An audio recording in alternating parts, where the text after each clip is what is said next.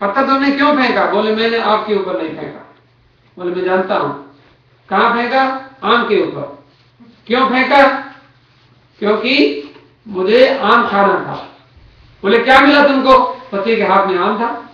बोले ये आम मिला और मुझे भूख लगी है और मैं ये आम खाना चाहता हूं, तुम्हारे सिपाही पकड़ के ले आए। राजा ने कहा बेटा पहले तो तुम आम खाओ। आंख में दर्द हो रहा था। सिपाही कहते जल्दी इसको मृत्युदंड सजा दो, हमें से मौत मृत्युदंड, इसको फांसी लगाएंगे। राजा की आंख फोड़ी है इसने, बहुत बड़ा अपराध किया है। लेकिन देखो उस राजा ने तुरंत बच्चे को कहा कि नहीं नहीं बेटा, हमें बहुत बड़ी शिक्षा तुमने दी है। कहते हैं देखो सब मंत्रियों को बुलाया, सब प्रजाजनों को बुलाया। राजा ने कहा देखो हमारी आंख चली गई, कोई बात नहीं। एक हमारे पंजाबियों ने उसकी बड़ी अच्छी प्रशंसा की। एक को आंख सुलक्षणी जिन लखा तारे और बारी जावण एक अखते 100 अखा, दो दो अखा वाले। पंजाबी में कहते हैं कि वो जो राजा थे वो बड़े अच्छे राजा बने, सत्संगी राजा थे, विचारवान राजा थे, राम कथा सुनते थे। व्यक्ति को विचार करना चाहिए हम लोगों को। तो कहते हैं कि उसने तुरंत उसको बच्चे को इनाम दिया, पुरस्कार दिया।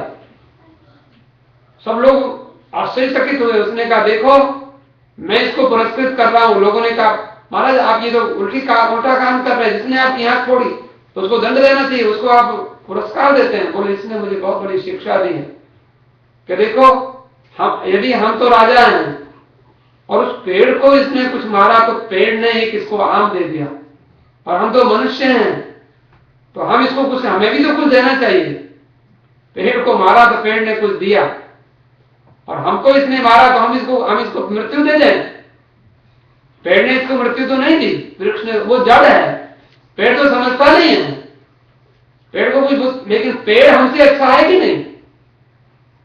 और वो राजा इस बात से, अभी एक महात्मा कहते थे बड़ी अच्छी बात कि देखो ये बताओ, कहते हैं आप लोगों में से अपने दादाजी एक हुए, अपने पिताजी एक हुए, नंबर 1, दादाजी 2, और दादाजी के पिताजी नंबर 3, दादाजी उनके पिताजी नंबर 4, उनके पिताजी नंबर 5, उनके पिताजी नंबर 6, उनके पिता नंबर 7, उनके पिता नंबर 8, उनके पिता नंबर 9, उनके पिता नंबर 10। तो 10 नंबर को कोई जानते हैं क्या नाम था उनका? 9 नंबर को 9 को भी नहीं जानते, और उनको 8 नंबर को, 7 नंबर वाले को भी, 6 नंबर वाले को हम जानते हैं, 5 नंबर वाले को नाम याद नहीं, 4 नंबर वाले का नाम याद है, हो सकता है धीरू को याद होगा, 3 नंबर वाले का तो याद होगा, दादाजी का ग्रैंडफादर। 2 और 3 को जानते ज्यादातर लोग बस। और कहते हैं तुम महात्मा गांधी को जानते हो? जानते हैं। इंदिरा गांधी को जानते हैं कि जानते हैं? जानते इंदिरा गांधी को? कौन जानते हैं? नहीं जानते। क्यों जानते हैं? वो चाची लगती थी देखो हम महात्मा गांधी को जानते हैं, इंदिरा गांधी को जानते हैं, और अपने हम 5वीं पीढ़ी को नहीं जानते अपने हम। लेकिन क्यों नहीं जानते? महात्मा कहते हैं क्योंकि उन्होंने कोई ऐसा काम नहीं किया कि उनको हम जाने। लेकिन एक आंख फूटी थी, वो तो उनका जीवन चरित्र मैंने पढ़ा, मैं आपको सुना रहा हूं कि वो राजा की ऐसी कितने लोगों आंख फूट जाती, उसको मौत पर बच्चे को दंड दे देते, तो सभी करते हैं, उसको फांसी चढ़ा देते, इसने हमारी आंख फोड़ी है, ये तो सभी करते हैं। लेकिन उस बच्चे को पुरस्कार दिया और उन्होंने जीवन में प्रतिज्ञा की कि हमें कोई कष्ट देगा तो हम उसको लौटकर कष्ट नहीं देंगे। कोई हमें मारता है तो उसका जवाब मारना नहीं होता है हमेशा।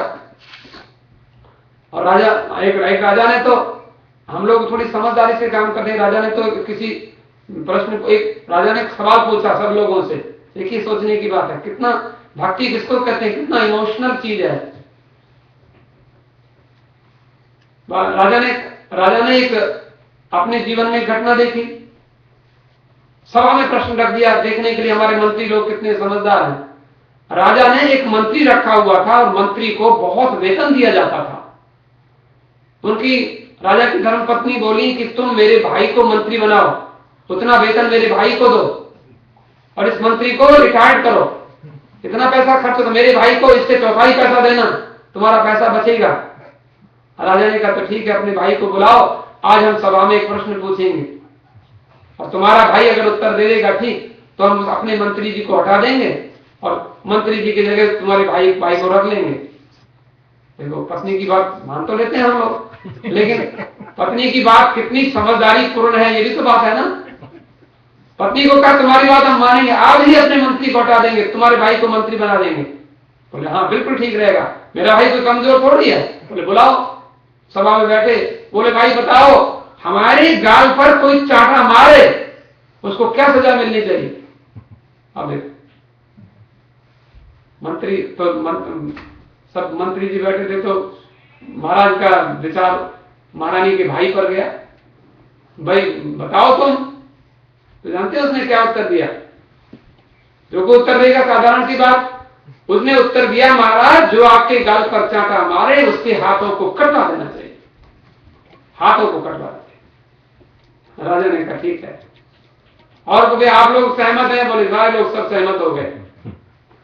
मंत्री जी बैठे थे, जो मंत्री जिनको बहुत वेतन दिया जाता था, जो मंत्री जिनको मंत्री के पद पर अभिषिक्त किया गया था, जिनको रखा गया था, अब उनका नंबर आया। मंत्री जी बात सही है? बोले बिल्कुल गलत। बोले आपका निर्णय क्या है? हमारे गाल पर कोई चांटा मारे उसको क्या होना, क्या सजा मिलनी चाहिए? महारानी के भाई कहते हैं कि उसको हाथ को कटवा देना चाहिए। मंत्री जी बोले महाराज उसके हाथों को सोने से मड़वा देना चाहिए, उसके हाथों में बढ़िया, उसके हाथों के लिए मणियों के, सोने के बढ़िया जो कड़े पहनाना चाहिए, उसको बहुत आदर देना चाहिए, उसको बहुत प्यार करना चाहिए। सब लोग महारानी आपको उत्तर सही है। बोले बिल्कुल गलत है, मेरे पति के गाल पर कोई चांटा मारे और उसको ऐसा हो ना, ये तो मंत्री गलत बोलता है। राजा ने कहा गलत नहीं बोलता है, ये तो आज की ही घटना है। आप जरा सोचो दिमाग से कि हमारे गाल पर भरा चांटा कौन मार सकता है?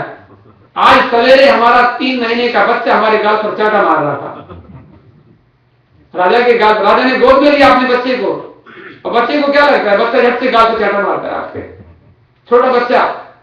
अब बताओ बच्चे को, जिसने हमारे गाल पर, हमारा जो नन्हा मुन्ना प्यारा बच्चा है, इकलौता राजकुमार, अकेला बेटा, उसके हम हाथ कटवा देंगे?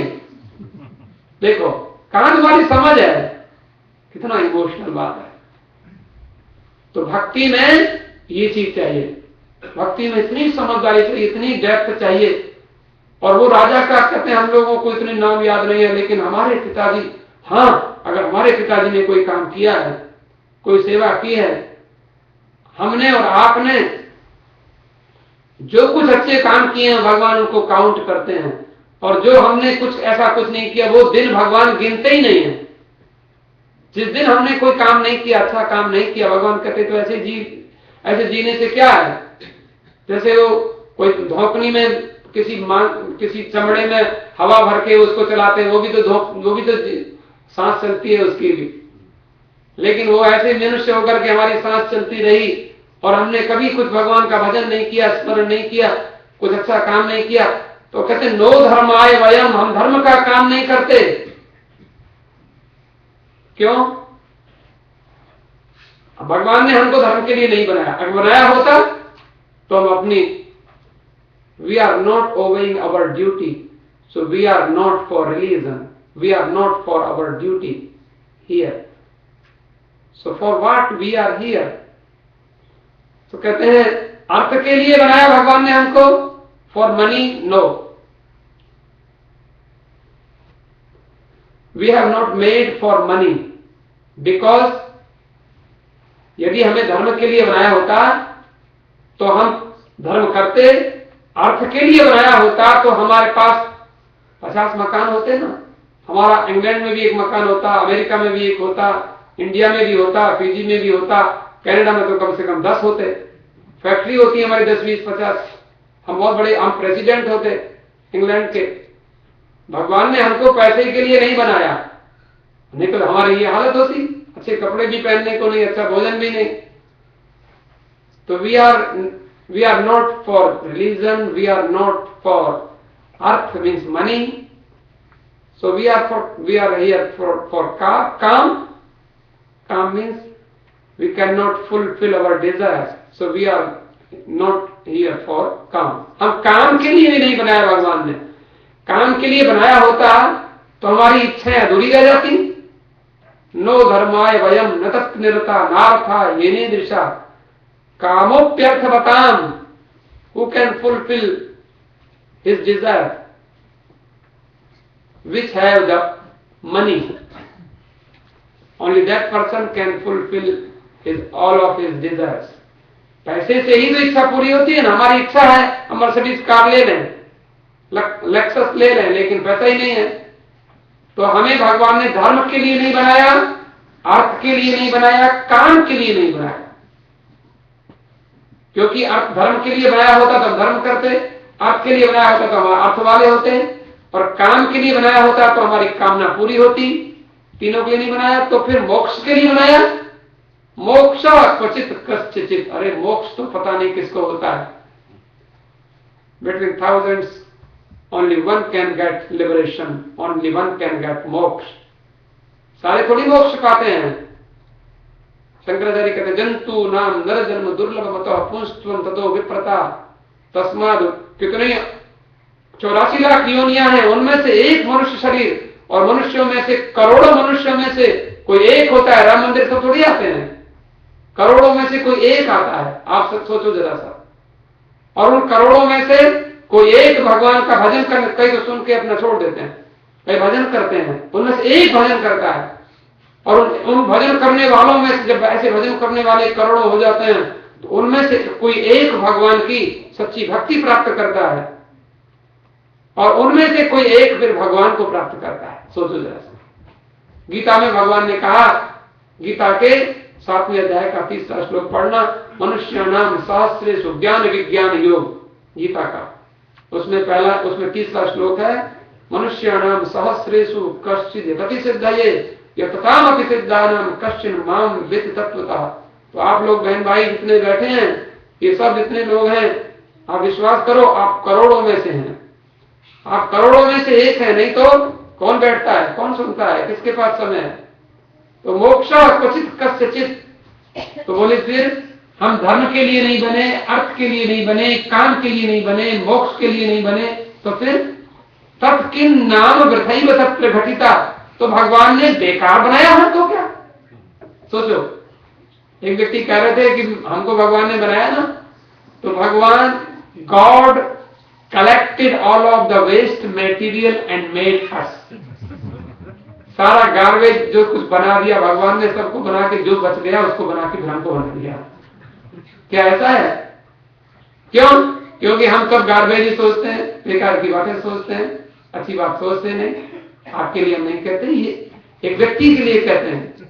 कोई ऐसा हो, और उस बात को हम बता रहे हैं. अंगद ने जो रावण को कहा तो कहते हैं नो धर्माय वयम न तत् निरता नारथा येने दृशा कामोप्यर्थ बताम तदर्थमपि नो मोक्षः क्वचित् कस्यचित् तत्किन् नाम वृथैव तत्र घटिता ज्ञातम् तथा कारण. ओ, तो ब्रह्मा ने, परमात्मा ने हमको बेकार बनाया? बोले नहीं, बेकार नहीं बनाया. क्यों?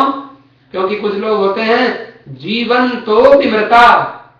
अरे मुर्दा इधर आओ, तुम मुर्दे हो क्या? हम बोलते हैं ना, किसी व्यक्ति को हम बोलते हैं मुर्दा, मर गया क्या? अरे कहां गया? हिंदुस्तान में तो बहुत बोलते हैं, अपने बुलाएंगे नौकर को, अरे मर गया क्या, गुस्से में आके बोलते हैं. जीते जी भी मरे हुए लोग होते हैं संसार में. जीवन तो विमृता, जीते जी मरे हुए, ऐसा बोला जाता है.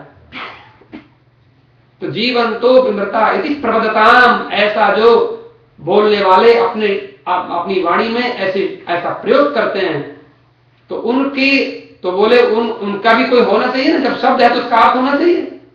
तो उसका शब्द का अर्थ कौन है? हम हैं. हम जीते जी मरे हैं, क्योंकि हम जी तो रहे हैं, लेकिन अब जरा देखना अंगद ने बताया. अंगद ने क्या बताया? गोस्वामी जी की भाषा में, रामायण में 14 प्रकार के प्राणी बताए. कौल काम कृपण विमूढ़ा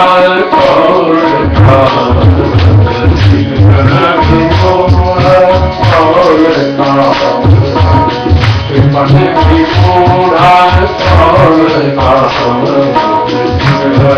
विमूढ़ा कौल कामवत कृपण विमूढ़ा कौल कामवत कृपण विमूढ़ा अति दरिद्र अजति अति बूढ़ा अति दरिद्र अजति अति बूढ़ा कौल कामवत कृपण विमूढ़ा कौल कामवत कृपण विमूढ़ा अति दरिद्र अजति अति बूढ़ा अति दरिद्र अजति अति बूढ़ा सदा रोग संकट रोगी सदा रोग संकट रोगी सदा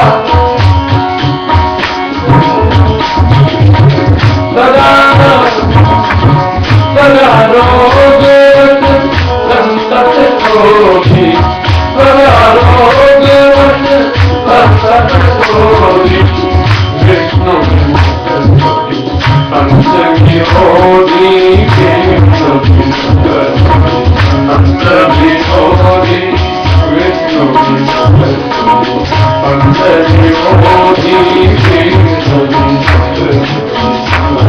विरोधी पद पोषक निंदक हानि पद पोषक निंदक हानि पद पोषक निंदक हानि पद पोषक निंदक हानि जीवत सहस्रम 14 प्राणी जीवत सहस्रम 14 प्राणी जीवत सहस्रम 14 प्राणी जीवत सहस्रम 14 प्राणी जीवत सहस्रम 14 प्राणी जीवत सहस्रम 14 प्राणी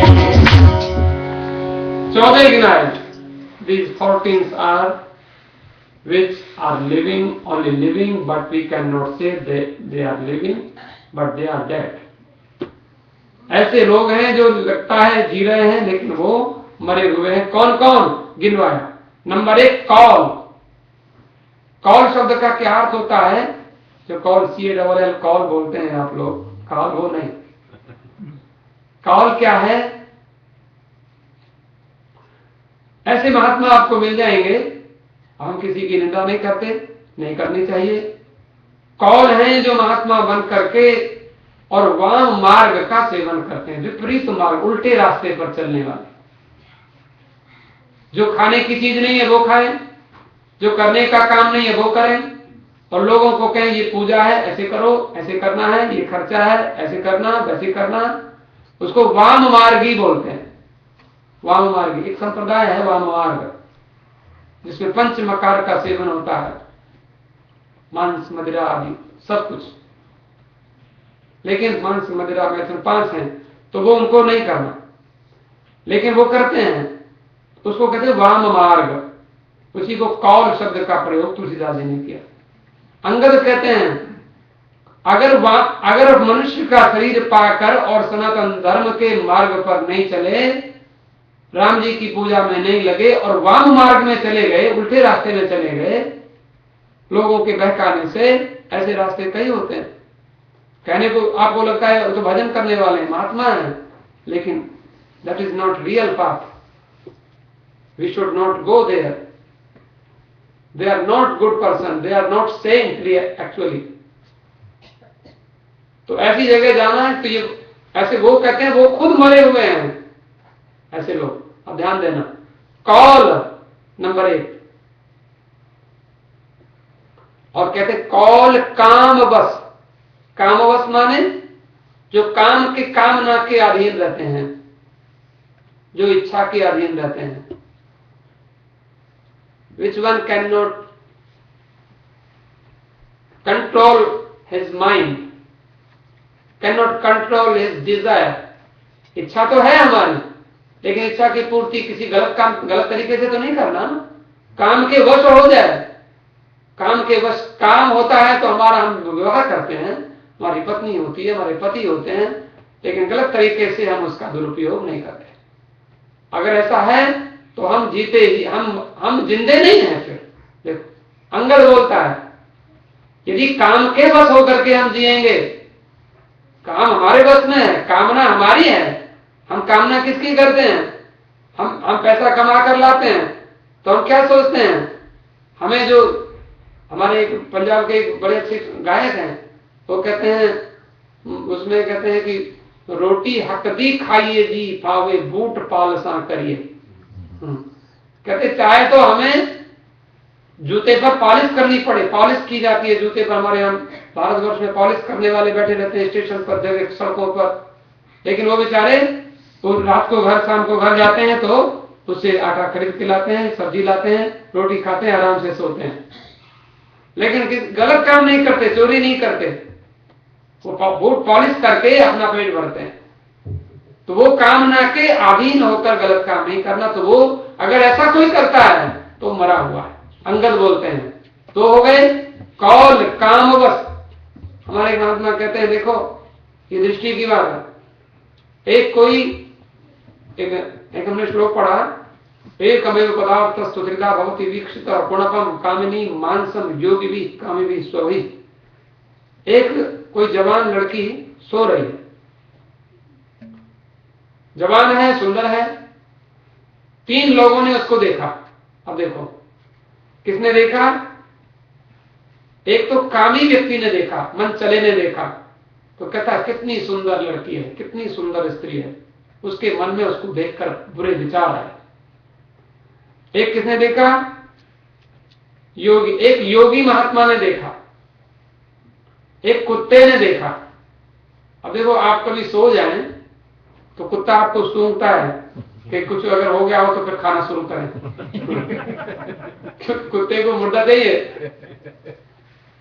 कुत्ते को लगता है कि ये कोई सो रहा है, सूंघता है, वो अगर ऐसे किया तो भागता है। फिर अगर आप सो जाओ, अगर सड़क पर कहीं इधर तो कुत्ता सूंघेगा, सोच लगता है कि कहीं चले गए हो तो भाई साहब फिर इनको हम भोग लगाएं अपना, क्योंकि वो टांग वांग करके कुछ अपना कहीं भी कोई मरा हुआ पड़ा मिल जाए तो उसको खाता है। तो कामी व्यक्ति उसको क्या, चीज एक ही है, एक ही महिला है, और कामी उसको क्या देख रहा है, उसके विचार मन में क्या आते हैं? सुंदर स्त्री है, कितनी सुंदर है, कितनी अच्छी है, कितनी जवान है, उसके मन में बुरे बुरे विचार आ रहे हैं। कुत्ता देखता है, कुत्ता कहता है वाह मांस तो बड़ा अच्छा है, खाने को मिलेगा क्या, मर गया है क्या? कुत्ता वो देखता है। और योगी क्या देखता है? योगी कहता है पूर्ण शव है, क्या है इसमें? कुछ नहीं, मिट्टी है, गंदगी है। योगी महात्मा एक ही चीज है।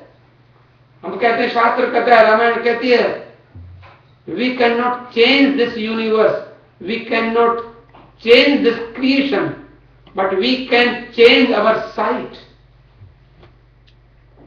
हमारी दृष्टि बदल जाए तो सृष्टि बदल जाती है। योगी की दृष्टि बदल, योगी को शव दिखाई पड़ता है, कुत्ते को मांस दिखाई पड़ता है, कामी को कोई सुंदर स्त्री दिखाई पड़ती है। एक अमेव पदार्थ स्तुत्रिता भवति विक्षित, एक ही पदार्थ 3 प्रकार से 3 लोगों के द्वारा देखा जाता है। योगी भी गुणकम कामिनी मानसम योगी भी कामी भी स्वभी। और हमारे महात्मा कहते हैं, जहां काम तहां राम नहीं, जहां राम नहीं काम, तुलसी कबहू न रह सके हैं रवि रजनी एक ठाम। हमारे महात्मा कहते हैं, एक बार कहते हैं, एक अंधेरे ने, रात्रि ने भगवान से जाकर शिकायत की। क्या? भगवान से कहा कि महाराज हम बहुत आराम से रहते हैं। बोले फिर ये सूर्य हमको बड़ा परेशान करता है,